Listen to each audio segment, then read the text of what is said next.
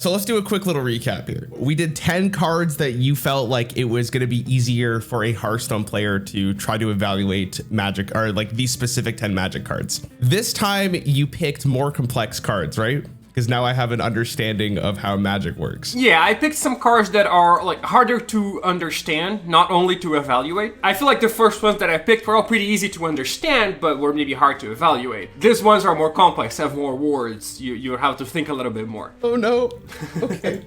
Also, just for the format, because we saw a bunch of comments, this is for, what is the mode you play, sorry? It's just Conquest, or is it just? These cards are from all formats, right? There's Standard, Legacy, Modern, Historic, but the key is that they're not for Commander. If you're not familiar with Magic, Commander is a super popular format, but that's strictly casual. And winning in it is sometimes even frowned upon. Oh. Right? You're not supposed to be trying to win the game at all costs. It's supposed to be this huge, fun, friendly activity, right? So I feel like evaluating cards for Commander doesn't make much sense because people are just gonna do whatever they want, right? The goal is to have fun. Like, for example, if you have a card that like boosts you and someone else, right? That card is great for Commander because, well, you can help your friend, or you can play some politics, or like this person is, you know, trying to stop someone else from doing something, I want to help them, right? So that card is good for Commander, but if you were playing that card in a 1v1 setting, obviously boosting you and your opponent doesn't do anything,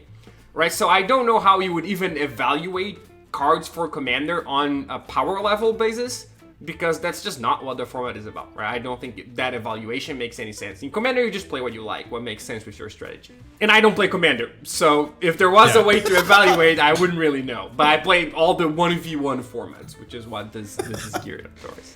Oh my god, let's do it. All right, so I'm gonna paste the first card for you. It is Collected Company. Oh god, dude, I'm actually so nervous after what you said. Okay. Collected Company, 1 green mana and 3 of any other mana. This is an instant spell. Look at the top 6 cards of your library. Put up the 2 creature cards with converted mana cost 3 or less from among them onto the battlefield. The rest of them on the bottom library in any order. Okay, holy crap, hold on. Let me reread this like 4 more times. Look at the top 6 cards of your library. Okay, so that's just the top 6 cards of your deck. Yes. Put up 2 creature cards with converted mana cost 3 or less. Okay, is converted mana something specific, or is it just the mana on the card? Oh, it's just the mana, but not colors, right? Like this card costs 4. It's 3 and a green.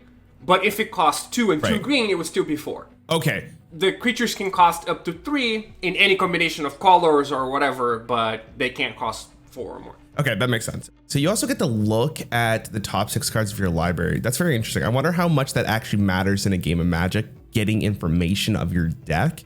But you're also putting the rest of them in the bottom of your, well, I guess it does matter, right? Because then, you know, like if you do end up seeing a card that you desperately need for your like game winning combo or just your win condition, and it's at the bottom of your deck, you know how much you have to draw. But I don't think you're gonna put something like this in a deck where you can risk that. This is probably going into more of, I want to say, I don't know if mid-range is a type of archetype in Magic, but something along those lines, aggro into like mid-range minions. Like in Hearthstone, that's playable. So I would imagine that this card is probably playable. I don't know how necessarily strong this is, but I would say it's at least average to not good. Yeah, it's actually pretty good. You know, this is funny because this was one of the cards that I misevaluated a lot when it came out. I thought it was not going to be good, and it turned out to be very good. Because the thing is that with this, you can miss, right? Like Magic decks, they have 60 cards, but like 25 or 24 are lands. And then you have some instants, some sorceries, some creatures that cost more. So sometimes you play this and you just see no creatures. And then it does nothing, right? Sometimes you get 1. And that's not really good, right? You need to be getting 2 of them, and you need to be getting 2 that cost like 3 ideally, because then that's 6 mana worth of creatures. But it turns out that like creatures have so many good abilities that getting 2 of them in play at the same time is just a huge thing, right? You're playing synergistic decks, so it's not just about the stats necessarily. You're also getting creatures that pump your other creatures or that have some other ability. And being an instant is pretty strong, because you can just pass the turn, and then on their turn, like when they attack, you play this, for example. Then you get surprise blockers, right? Which you normally can't do with creatures. So this card is actually very good. This card was recently nerfed, but it reminds me a ton of this card. I don't know if I might have showed you this card, to be honest with you. You did, yeah. It reminds me. Yeah, it reminds me a ton of that card. Yeah. Like if it's good and it can pull 2 minions, then this card's playable. Next card. Aether Vial. It's an artifact. Sorry, is an artifact something special? I don't remember actually. Artifact is basically, they're usually colorless. So it means like they don't have any specific colors, right? This just costs 1 and it can be 1 of any color. So you can put it in any deck. And they just stay in play. I don't think Hearthstone actually has something like that. Like Magic has both artifacts and enchantments. They just stay in play. They're not creatures, but they're permanents. Okay. So it's 1 of any mana. At the beginning of your upkeep, you may put a charge counter on Aether Veil. Yeah, upkeep is just your turn, right? When your turn starts. Basically. Okay. You may put a creature card with converted mana cost equal to the number of charge counters on Aether Vial from your hand into play. Wow. Basically, like turn 1, you play this. Then when you start your second turn, you can put a counter or not. And then if you do, you can tap it, which you use once a turn, to play a creature that costs what? And then next turn, you can put a counter or not, and then you can play a creature that costs 2 or 3 or 4. So if you do put a counter, you can't take that counter away the next turn, right? Yeah, you can't go back. Okay. It is always going to tap, interesting. and you cast exactly that cost. Wow, that's so cool. Okay, I don't think there is a card like this in Hearthstone. This is a very unique card. Wow, that's really interesting. If you're gonna put this into your deck, you would have to have a pretty good game plan for this card to be good. But you could also just, maybe the idea of this card is to put this in a deck that has a bunch of really big minions, and you just wanna get this on turn 1 and just start countering it up into the point where you can start playing these big minions for free. That might be better than just putting this into an aggressive deck. This card is really dependent on what kind of deck it is and how early you draw it. If you don't draw this card is absolutely useless for basically the majority of the game. You need to get this in the early game. I'm gonna go with this card's probably good, but I think it's for like a bigger deck rather than like an aggressive deck. I think it just fits better in that archetype, but I don't even think you would want to put 4 into it potentially. Like I think maybe you just do this for the high roll potential, but I feel like that's so weak. Hold on, I gotta reevaluate this. Oh my God. Okay, I'm gonna go with this card's probably good. You're right that it is very good, but you're not right about where it's played. It is mostly played on small decks rather than big ones. Oh, okay. And the idea is that these decks are all decks that like have other uses for their mana and are trying to do multiple things. So like usually you park this at like 2 or 3, and then all your creatures in your deck cost 2 or 3, right? So you can tap this to play a 2 or 3 mana creature, and also spend your mana on something else. To play this, you need to have a lot of cards that are creatures, like that work with it. Otherwise, it's not justifying the investment. Because you're right, if you don't play turn 1, it becomes a lot worse. But if you do, like then you just get to play several things. It just adds a ton of mana, right? Because it costs 1 mana, yeah. But every time you tap it, you're gaining like 2 or 3. Overall, over the course of the game, it generates a lot of mana. And these decks usually want to play low land counts. So like you're there stuck on 2 or 3 lands, but you can still play 2 spells a turn. Oh yeah, I completely forgot this kind of just bypasses lands in a sense, right? Like you don't need lands to play cards from your hand anymore. Yeah. If you have this in play, if right? You have this. That's a cool card, man. I think that if that was in Hearthstone, that would be broken. Okay, Browbeat. So this is 2 of any mana plus a red mana. It's a sorcery spell. Any player may have Browbeat deal 5 damage to him or her. If no one does, target player draws 3 cards. Okay, so the one question I have is, do both players know which player is being targeted before they can decide whether or not they want to have 5 damage dealt to them? Well, the idea is that like if you're playing single player, it's always going to be either they take 5 or you draw 3. Oh, okay. I see what you mean. Yeah, because you're always going to target your opponent, right? You're never going to... No. You target the person drawing the cards. Oh, okay, my fault. Okay, yeah, I read this card wrong then. Okay. But then anyone interesting. can take 5 damage to stop this. Oh, that's really cool. So the question is like how, okay, you said there's 20 life in Magic, right? Yes. So 5 damage is quite a lot for this amount of mana. I gotta think to myself how valuable drawing cards are in Magic. And I think it's probably really good. So I would imagine that, oh my God. This card seems weak on the surface level, but I think there's probably so many ways to use this card effectively. It's probably good. It's probably a good card. Okay, this card is not very good. And it's like classic bait. You know, you can see how much people have played by how much they like this card. Because if you are not very experienced, it seems pretty good. Because the idea is 3 mana, 5 damage would be good, right? You're right, that is a huge chunk of your life total, and 3 mana for 5 would see play. And 3 mana, draw 3 cards, will also be quite good. So you're getting one of 2 potentially good effects, but they choose which one, which means the card is just not as good as it looks, because they're gonna choose whichever one is more convenient for them, right? So if it did any of these things in isolation, the card would see play. But because it does both and it's their choice, it doesn't really see any play. Oh, okay. Interesting. It's pretty famous bait. Yeah. Oh my God. I would think that even if they get to make the decision, it's still good regardless. But you're right. Like if in some matchups, this card 5 damage would not be relevant enough in your deck. So like them just denying that is whatever. Really cool card. Wow. These are awesome. New card. Platinum Angel, so 7 mana of any color. Artifact creature. Okay, here we go. So an artifact creature stays on the board, I'm assuming? Is that how it works? It is just a creature that you don't have any colored mana that you have to pay for, basically. Okay. You can't lose the game and your opponent can't win the game. Holy moly. This seems like a meme. Like this seems like this is unplayable. Like I can't imagine a world where this would actually be good enough. 7 of any mana is quite hefty for an effect like this. This effect doesn't really like help you not lose the game in a sense. I get. Well, it literally does.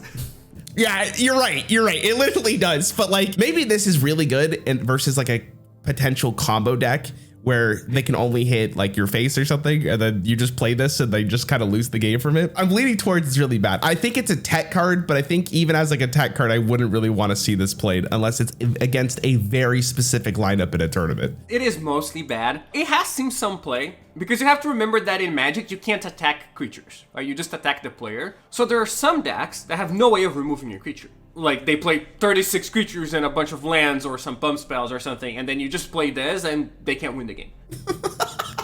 There are also some cards that are like super good but make you lose the game that this has some play with. Like take an extra turn but lose the game that turn. Then this would stop you from losing the game. Oh, cool. Right? So it would, like, you know, a card that costs 0 but you have to pay 5 next turn or you lose the game. Like it works with these cards. So it has some play, but it's overall not a good card. Like you're not just gonna put this in your deck. It's very rare that a deck wants to play this. So I think your evaluation is correct. Like as a value card, it's just not good enough. In competitive, did anyone play this card and the opponent just lost because of it? Like I have to go look this up because that would be hilarious to see their face. Yeah, no, it happened. Like I don't know if there's a recording of it, but people usually just concede. If you play this and there's no way I can bid it in my entire deck, I might as well just concede because. Legion Angel, 2 of any mana and 2 white. When Legion Angel enters the battlefield, you may reveal a card you own named Legion Angel from outside the game and put it in your hand. So to explain this, right, Magic has a sideboard. Magic games are played best of 3, and there's a 15-card sideboard that you get to bring in for games 2 and 3. So you can make any changes you want, as long as you take out a card and add a card from your sideboard, you're fine. Okay. So this sideboard is usually used to, you know, to play cards that are good versus specific archetypes. And the sideboard is what is considered outside the game. So you have potential 4 copies of Legion Angel that you can split however you want between main deck and sideboard, and then they're taking up sideboard slots, but you can access them if you play another Legion Angel. This doesn't seem like it's super mana hungry, so you could probably get this down pretty early on and start getting the chain going. And because it is flying, your opponent will have to have a specific answer to every single one of these that do get summoned. The question is like, the longer the game goes, how relevant is adding a second Legion Angel to the board and then a 3rd one and then potentially a 4th one? I think for the mana to the stats and the fact that it is flying, it's probably fine. So you're really leading into how many Legion Angels can you summon and how relevant will they be? That's a really hard question to answer. I don't know. I think this card's a little bit on the bait side, but like I could see it being good. Like it's not like there's, oh my God. Okay, I'm gonna go like dead in the middle. This card's like average, but I think it leans towards more being worse than better. Yeah, I think that's mostly right. Like it is not a great card, but it does see play. It was released like some time ago and it sees play right now, but it didn't see much play before. The most important thing with this card is how important sideboard slots actually are, because you are giving up some of these 15 cards to play Legion Angels in your sideboard, right? That's required for this card to work. So decks that have very good sideboard and are giving up great cards are probably not interested, whereas decks that don't even have anything they would want to play in the sideboard anyway are more interested in this type of effect. It is mostly a grindy card, Yeah. right? You're not rushing anyone down. Like 4/3 flying for 4 is not actually a good stat line, but you are getting 3 or 4 of them. So if people are playing a slow game trying to remove everything, then this card can be good. But I would say it's playable but okay. Oko, Thief of Crowns. So this is a card type you haven't seen before either. It's a Planeswalker. Yeah. And what a Planeswalker does is it sits in play and it can be attacked, like just like you. Like, so instead of attacking you, your opponent can attack a Planeswalker, and then you can block as you would block if they're attacking you. And it has a loyalty equal to the number of on the bottom right. And that is basically its life. So Oko is a 3 cost, it has 4 life. And then you can play 1 of these abilities per turn. So if you play the first one, it gains 2 loyalty. If you play the second one, you remove a loyalty. If you play the third one, you remove 5 loyalty. And then if it's attacked, it loses loyalty equal to the damage. Oh, wow. Okay. It doesn't attack or block, right? It's like another player on the battlefield, basically. Okay. Create a food token. What is a food token? A food token is an artifact that you can pay 2 and sacrifice to gain 3 life. Can you heal the Planeswalker, or is that only for your No, face? only for you. Target artifact or creature loses all abilities and becomes a green elf creature with base power and toughness of 3/3. That effect alone is actually really good because you could target the enemy creatures, right? So sometimes there's just going to be something that you can't deal with and you'd rather just have or give them a 3/3 than the effect that they currently have. Also, I didn't even consider the mana cost here. It's 1 green, 1 blue, and 1 of any color. That's not that bad to get this on the board either. I want to consider this a very snowbally effect because if you can play this early, like this starts ramping up real fast. Wow, this is so hard to evaluate. I'm trying to think if we have had anything like this in Hearthstone, and I don't think we've had a Planeswalker. Is this a very common thing in Magic? This is really cool. They're like 3%. So like at this point, there are like over 50 of them. I just want to make sure I understand. You can play Oko and then immediately use an effect, right? You don't have to wait a turn because I know there's summoning sickness. Yeah, you can use one immediately. You can't use the last one immediately because it costs 5 loyalty and there's only 4. Right, so you have to pump it up somehow before you use it. The one thing I'm not even considering is just this card potentially could just take damage for you. Like worst case scenario, it's like an extra how much loyalty it has, right? Which is probably relevant as well. I don't know. I feel like this kind of effect, like I said that there's in Runeterra, they made a card. One of the champions has like a whole essay of the card. And this is the first time I've seen a card like this in Magic that has so many words. And just on the effect alone, I feel like this card is like insane. Like I can't imagine a world where this card would be bad, and it's so easy to play, and it's like a gift that keeps on getting this. I would probably say this is arguably the best card you've shown me.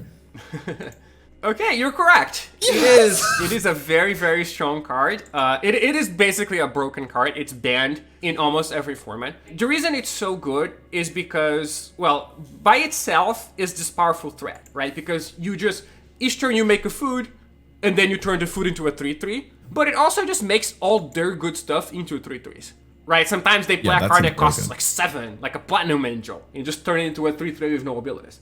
So it basically invalidates everything that they are doing if they have anything. Well, if they don't have anything, it just makes 3/3s for you, right? So it's good in every spot. There's no scenario in which this card is bad. That's crazy. What a cool card. Magic people don't think so. Everyone hates this card. New card. Necropotence. Okay. 3 black mana. Skip your draw step. Skip your draw step is just skipping your next draw? Is that what that is? No, all of them, while this is in play.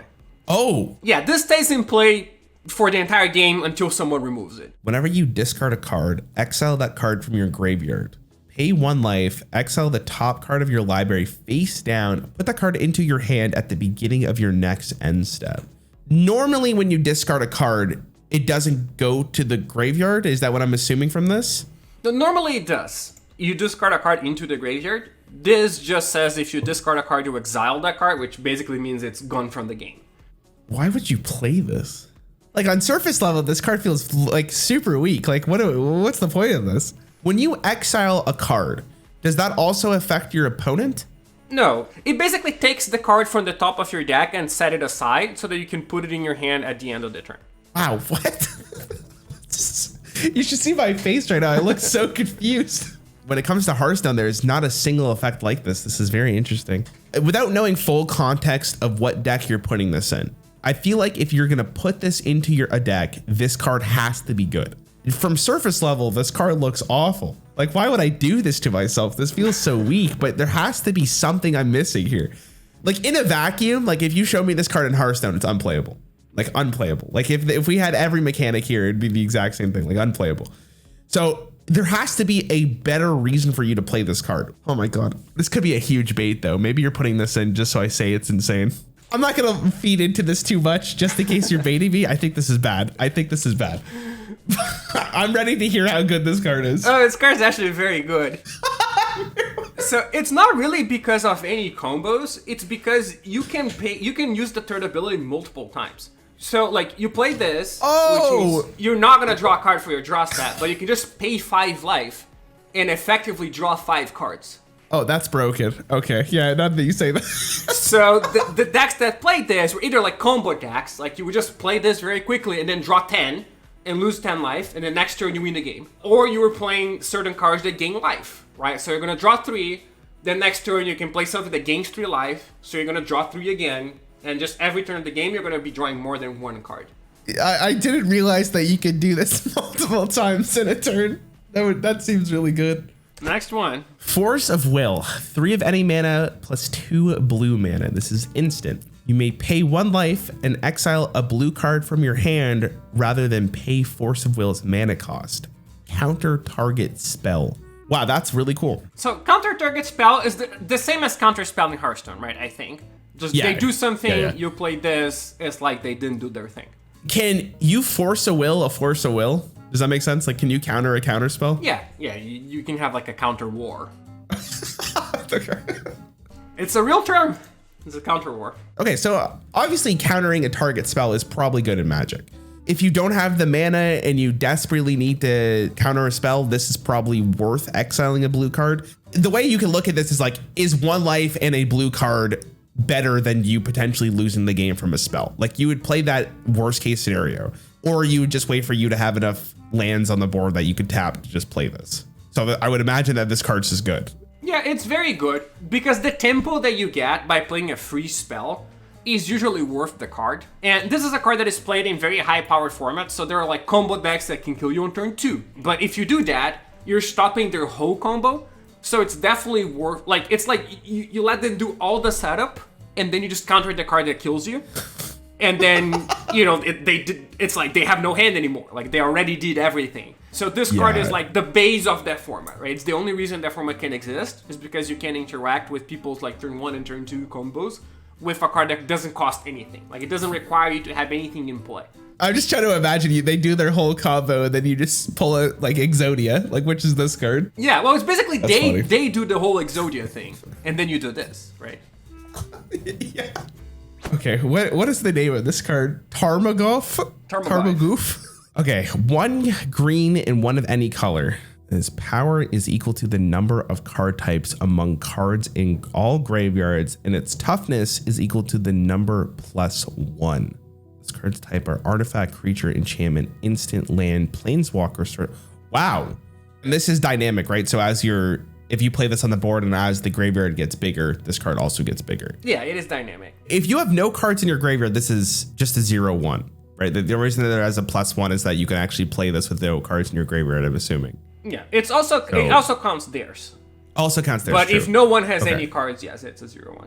So I don't think a 0/1 was necessarily good, but you also can make the decision of not blocking enemy minions, so you do have time for this to grow. With this kind of effect, you can't really rely on your opponent to put stuff into their graveyard. So if that's your win condition, if you're like, oh, my opponent's gonna put a lot of stuff in their graveyard, or I'm gonna kill a bunch of their stuff in order for this to grow, that feels very weak because it's very matchup dependent. So this kind of comes down to how you're building your deck and how well you could utilize this. I would imagine that if you're gonna put this into a particular deck, you could buff this up quite a bit for it to be a big boy. But I think we went through this last time, which was like big minions don't necessarily mean that it's that good because it can just be blocked by anything, right? So I'm gonna go with it's not great. I don't think it's super great. It's pretty good because it grows too big very quickly, right? The other cards that we saw, they cost like 4 or 5. This costs only 2, and it's not that hard to have like 3 or 4 types in the graveyard, right? By the time you get to attack first with this, Right, there are some discard spells, for example. Like they are like a sorcery, you play then you discard an enchantment from your opponent, then they play a creature, you kill it, like with an instant. So there's like 4 things already. And then it's a 4/5 for 2, which is like pretty good. Sometimes it grows even bigger, like he becomes a 5 or a 6, but that's pretty rare. You're mostly looking to have like a 3/4 or a 4/5 early in the game. But it's so cheap that by the time you get to play this, like a 3/4 or a 4/5 is really good. In the sense, this card is just very snowbally, right? Is that the way it is? Well, it's not that it's snowballing, it's just that it's too big. For 2 mana, like if you get a 3/3, that's already like on the big side. And this is like potentially a 4/5, a 5/6. It does scale, if that's what you mean by snowballing. Oh, I meant like you get this in your hand, you have enough mana to play it, right? This is the kind of card that kind of like if your opponent can't deal with it immediately, like it kind of just runs like through your opponent and you just win the game because of it. I wouldn't say necessarily that, because it is just a creature, right? Killing it on turn 3 is not that different than killing it on turn 2, right? Or turn 4, because all you did was like take 3 damage. It's not getting worse and worse, but it is a card like a 2-drop that scales. All right, this is the last card I have. 1 with nothing. All right. 1 black mana, instant. Discard your hand. You're really giving me the hardest card at the end here. And I'm not saying that sarcastically, other than the tone of my voice, because this is actually, where do I even start? It's pretty easy to understand, at least. Yes, very true. Wow. Discarding your whole hand for just 1 black mana. Like, this is an effect that could be very good in the right deck, obviously. Like, and you've showcased me a lot of cards that benefit off seeing cards in the graveyard or discarding something. So, and you said to me last time that black cards are kind of like the Warlock of Magic.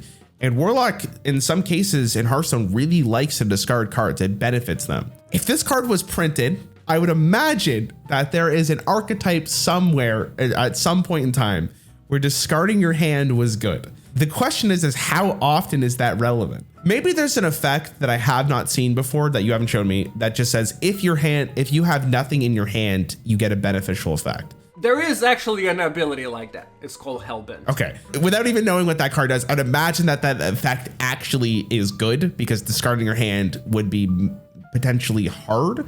Or maybe you would have to really think if discarding your hand is worth it for that kind of effect. It would have to be a give and take here. This card's really hard to evaluate. I would think that this card would be at least average, but I could also see it on the entire spectrum here. Sometimes this card's going to be absolutely useless. Sometimes this card's going to be amazing. So I would have to go with average. It's probably just okay. So this card is horrible. There's nothing really to it. Like what you see is what you get. It's basically a meme card. There are some graveyard synergies, as you said, but the gist of it is that it's better to just play your cards and then they'll go to the graveyard anyway. And there are much better ways to discard your cards for value. Like there are cards that say discard a card, make a creature, or just like draw 2 cards, discard 2 cards, right? This sort of stuff. So it's not that hard to discard cards, and then you're selecting which ones you discard, right? This is just discard everything. Even if you have some sort of combo, you have to discard the combo. So this is like literally one of the worst cards in the game. It is not the worst because it doesn't kill you, and there are some cards that, like, if left alone will just kill you. But as far as not doing anything, this is way up there. Damn it. Damn it. From an outsider's perspective, without knowing every Magic card, it's hard to evaluate a card like this because you're right. Like at surface value, this card's most of the time it's just absolutely useless. But maybe there is actually some synergy that's insane with this, right? Yeah, it is a rare, right? If you look at the symbol, it's a gold symbol, so it's a rare card. So it's the kind of card that you think, well, if this card exists, it has to be for a reason, right? Yeah, but there's yeah, no exactly. Reason. The reason is baiting people in evaluation tests. That's the reason it exists. That's so mean. Man, there's so many cool Magic cards, man. Wow, Hearthstone slacks, dude. Honestly. Nice, man. This is fun, dude. Wow. I want to keep asking you to do this just because it's so fun. There's so many wild cards. Damn it, man. 1 with nothing. The ultimate bait. Wow, I can't believe you said that card was good. Don't worry. I'm sure I'll read about it in the YouTube comments how stupid I am.